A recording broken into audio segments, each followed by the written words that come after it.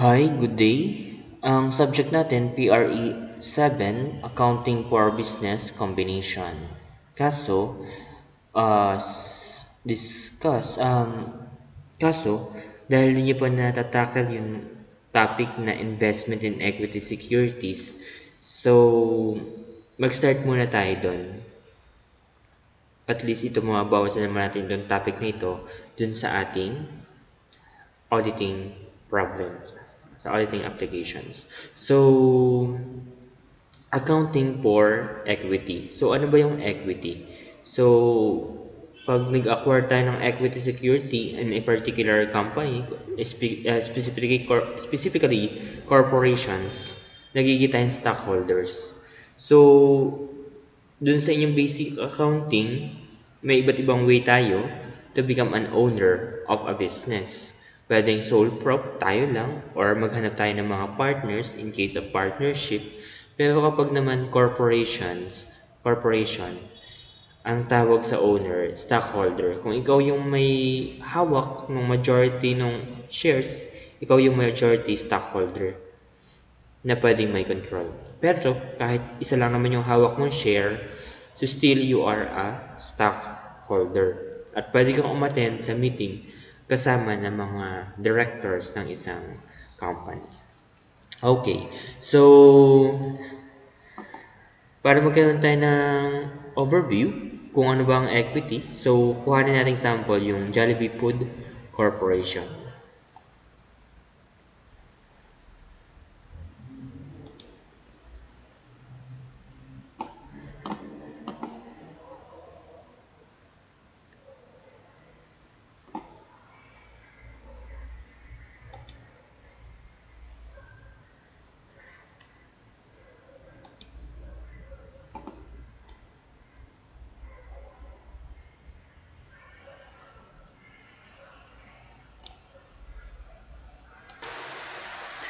So, ang example natin, Jollibee Food Corporation.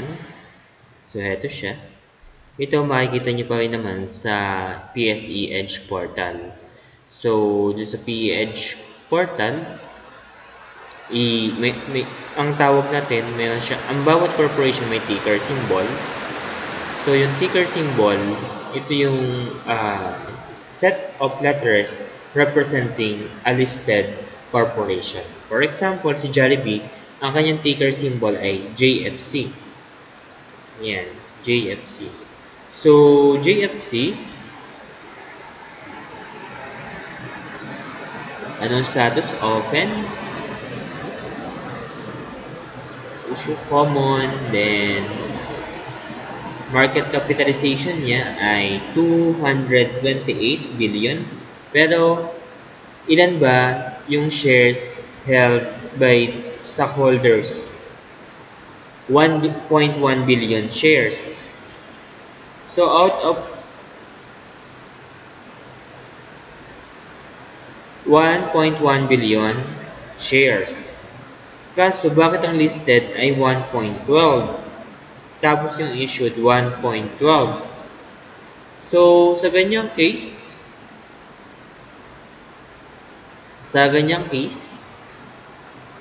nagkaroon niya ng treasury shares. Meron silang amount na nire-acquire from their original stockholders. So, market capitalization, so ibig sabihin yun yung value ng isang company. So, market capitalization niya is 228 billion. Paano nakakuha? Yung closing rate times issued shares. Okay, so closing rate ng previous date, 206.2. Today is December 17, so meaning ang last previous close date or trading day ay 206.2. Pero, ang outstanding shares niya is 1.1 billion, so multiply 228 billion. So meaning, ang value ng Jollibee ay 228 billion pesos. Okay. So, ngayon, paano natin i-account kung tayo nag-invest sa isang corporation, naka-acquire tayo ng certain number of shares. So, ang tanong dyan, ano ba yung intention kung bakit tayo nag-acquire ng shares? Okay.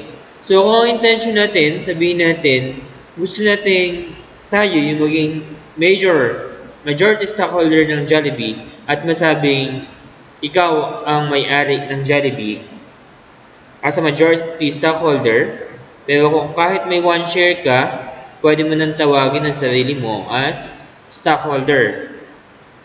Okay. So, sa ganyang case, ni-acquire mo yung more than 50%. So, sabihin natin 50% plus 1 share, majority stockholder ka na. Pero, kung ang ni-acquire mo, gusto mo lang magkaroon ng participation sa board of directors. Makasama ka sa mga director ng company or may isa na mag-represent sa iyo sa iyong company, yung nag-represent para sa iyong company for Jollibee Food Corporation. So, significant influence yun. So, 20 to 50%. 20 to 50% ang kailangan mong i-acquire na number of shares. Kaso, kung ang purpose mo lang ay mag-invest, so may charge siya. Ayan. So, ang last trading day,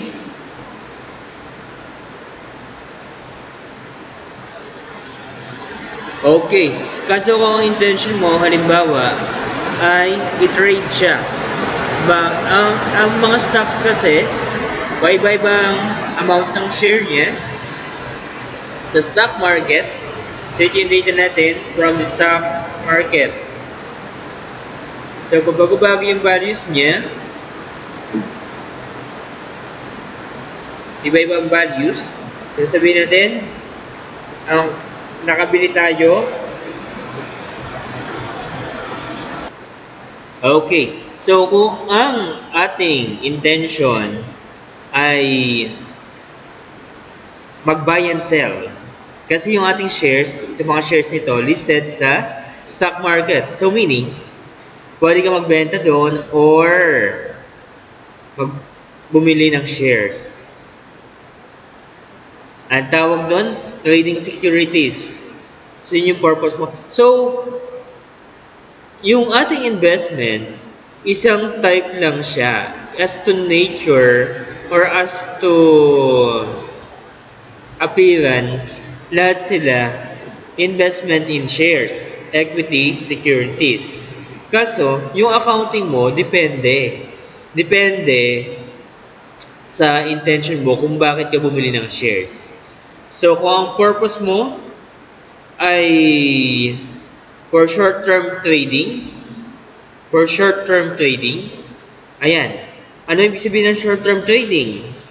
Sabihin natin, during the quarantine period, sabi mo, acquire ako ng shares. Sige, mag-acquire ako at 108 pesos. Nag-close siya ng 108.70. So ngayon, kung 108.70 ang closing rate mo, or dyan mo siya nabili at the amount of 108.70, ngayon naghintay ka, anong date yan? May 29. May 29. Sabi mo, nabenta mo June 18. May 29, June 18. Nag-close siya up to nabenta siya, nagkaroon ng sale transaction up to 150 pesos. So meaning, halimbawa, naibenta natin siya at the maximum amount during that day. So ano ibig sabihin yan? Yung open, yun yung previous day. Kung kailan ka nag-close. Yung high, during the day, yun yung maximum amount na napabenta yung share ni Jollibee. At yung low, yung minimum amount kung magkano napabenta. Yung close, yung last amount na nabenta siya, yung shares during the day, na magiging open naman ng 19. So let's see.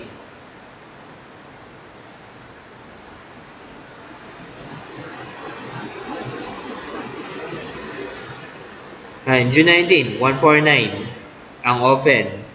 Pero ang close ng June 18, 1499. Sorry. Open kung magkano nagkaroon ng bentahan during the day. Yun yung pinakaunang amount na benta yung particular shares. So open, magkano yung earliest amount, earliest sale transaction during the day. Close, yung last transaction during the day. High, yung highest amount. Yung low, the lowest amount during the day na trading day. So, ganyan siya. So, sabihin natin na ka-acquire tayo 108.70. Nabenta natin June 18, 150. So, magkano ang gain? So, 41.3. O, di ba? 41.3. Isang share lang yon. So, what if meron kang 1,000 shares? Nakabili ka ng 1,000 shares. So, in span of 1 month, kumita ka na ng 41,300 pesos. Pero pwede kayo naman makabili ng 1 share lang. Though depende yan sa table. So, may minimum amount kasi yan na binibili. Pero though, pwede ka makakuha as low as 108.7. So, ganun sa stock market. Pwede kang magbenta, pwede kang bumili. So, kung ang purpose mo mag-buy and sell, talaga inaabangan mo yan. Nakita mo, bumaba, buy ka dito, sell ka dito. Bumaba, buy ka dito, sell dito. Buy, sell. So, ibang ano na yan, ibang subject na siguro yung discussion ng technical analysis or charting. So, sa subject natin, hindi madidiscuss ang charting. So, makikita na may mga trend siya. Yan. Ang tanong kasi, kailan siya high, kailan siya low? Kasi hindi mo naman makikita agad yan eh. Ang makikita lang natin dyan, yung past transactions. So, ang mahalaga lang sa ating discussion for today ay, ano bang purpose kung bakit tayo nag-acquire ng stock, ng shares of stocks ng equity securities? Para ba mag-take opportunity nung fluctuation sa prices, magkaroon tayo ng gain doon sa mga differences na yan? Buy ka, pagbaba, sell ka, pag tumaas, and so on. Or okay naman, naglagay ka lang ng pera dyan, na anytime na kailanganin mo, ipupull out mo yung iyong investment or bebenta mo in case na kailangan mo ng cash. So, available for sale securities naman yon. Pag ang purpose mo, magkaroon ng participation sa board of directors, magiging isa sa mga director, so nag-acquire ka nun 20 to 50%. So, yun yung acquisition mo dyan. Or, kahit less than 20 yan, basta may participation ka sa board or may influence ka sa decision-making process ng isang corporation, may significant influence ka na. Ang tawag, investment in associate. So, ibang type na ng investment dahil na iba yung purpose mo.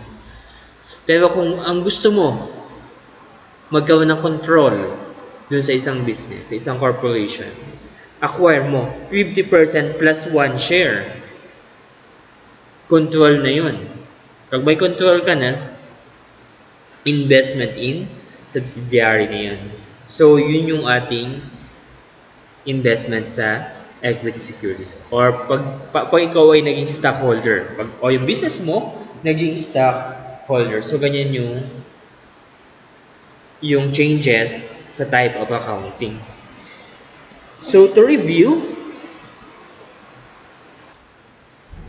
Okay, so balik tayo dun sa PowerPoint. So ngayon, equity security silang lahat. Share mo sa Jollibee. Kaso, as to your intention, pwedeng mabago ang way of accounting. Okay, so paano natin siya i-account? So kung ang purpose natin to control, so meaning 50% plus 1 share, gusto mo ma yung operating and financial decision making makontrol mo. Bakit? Kasi halimbawa, ikaw ay may ari ng poultry business at gusto mong maging sole supplier ng Jollibee, so controlled mo na siya. So meaning, ang tawag doon, investment in subsidiary. So, yung investment na yun, yung ginagawa natin ngayon.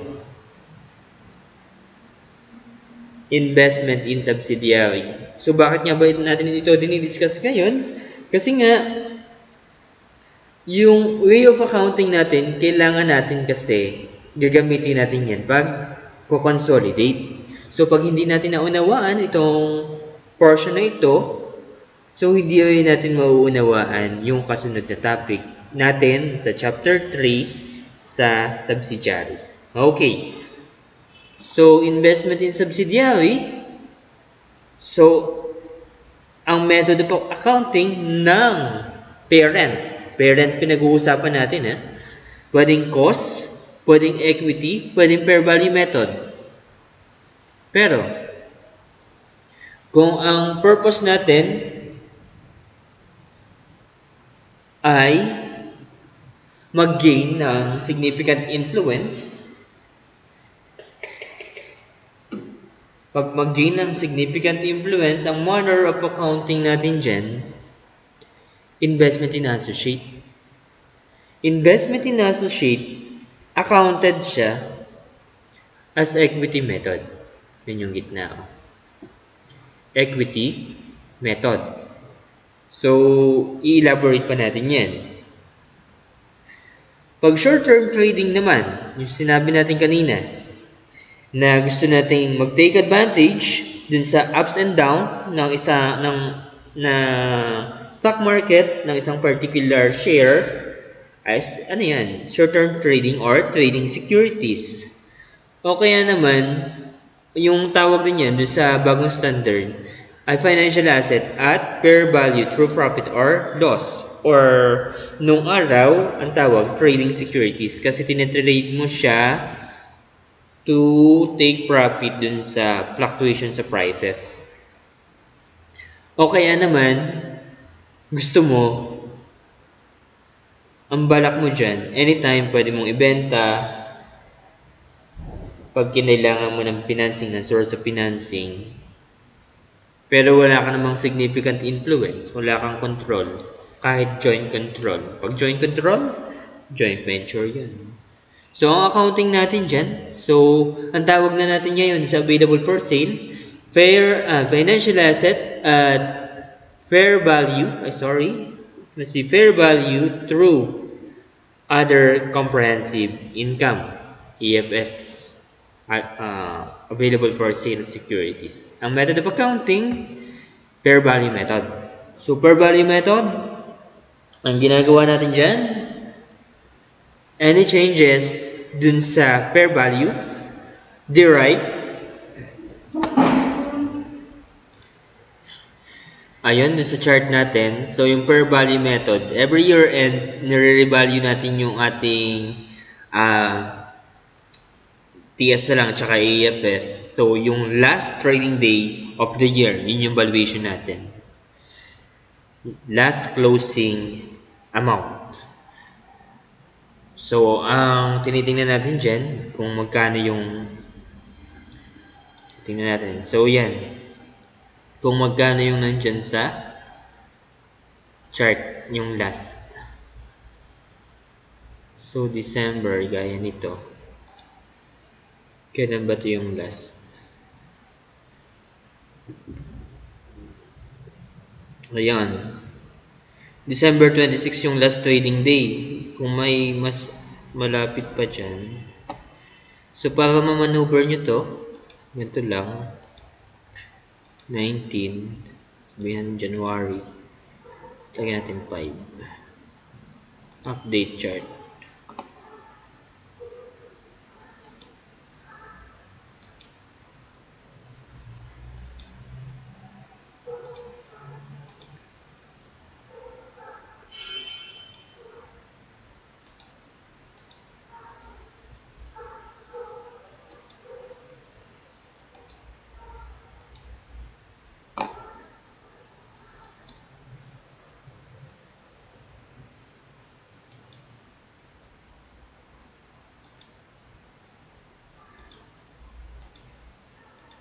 Sorry, mali yung date. So, December sabihin natin ito, 23, 2, dapat ito 2020. Sabihin natin na itong 10, update chart. Ayan. So, ang last trading day ay December 27, ayan. So, ang closing amount niya, 216 pesos. So, yan yung basihan ng price ng Jollibee Food Corporation. So, kung may 216 pesos ka, nakabili ka ng 1 share ng Jollibee, stockholder ka na niya. Okay? At ang balak mo, i-trade siya. Ang ginawa mo lang, nag-trade ka ng nag-trade. Buy ka at low, sell ka at high. Hanggang dumami na dumami yung share mo. Tapos, kati-trade mo, naka 51% ka na. So, ang galing mo naman pag ganun, ikaw na yung may-ari ng Jollibee Food Corporation.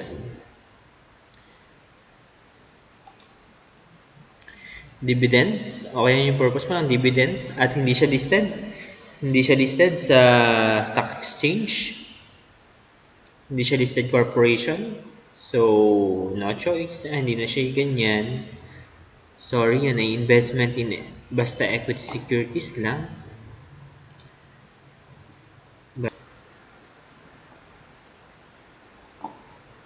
Okay, balik tayo sa PowerPoint.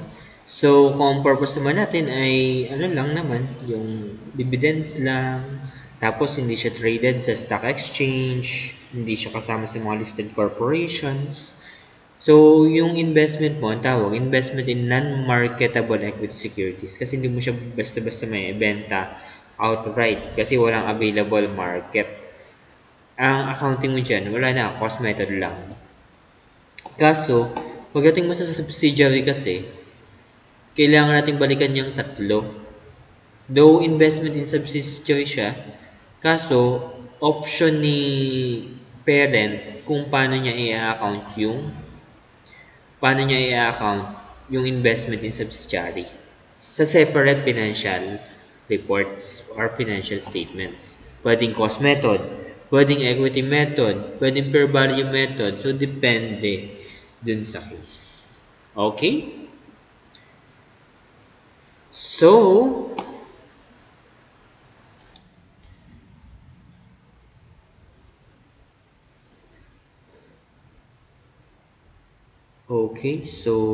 konting background.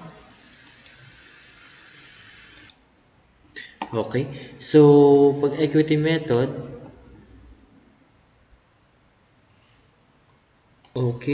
kapag equity method, dun sa net income, investment in equity securities, mag-increase kasi i-apportion natin yung income as part ng income natin having significant influence. So, y- yung income nung kung saan tayo ni-investee, income din ang treatment natin. Unlike dun sa dalawa, fair value method and cost method, dahil ang purpose lang naman natin dyan o ma-received ay dividend lang. So, same sila dito. Pero kapag sa equity method, may share tayo sa net income ni investee And and pagdating dun sa cash dividend, hindi natin siya treated as income, instead return of capital. Okay, so ang treatment, so mas madaming treatment dito sa equity method. Ina-account natin and share in the net income tsaka amortization. So para magkaroon muna kayo ng background dito sa discussion na ito, magkaroon muna tayo ng pre-assessment. So yung pre-assessment, mada-download nyo din dun sa isa pang post. Thank you.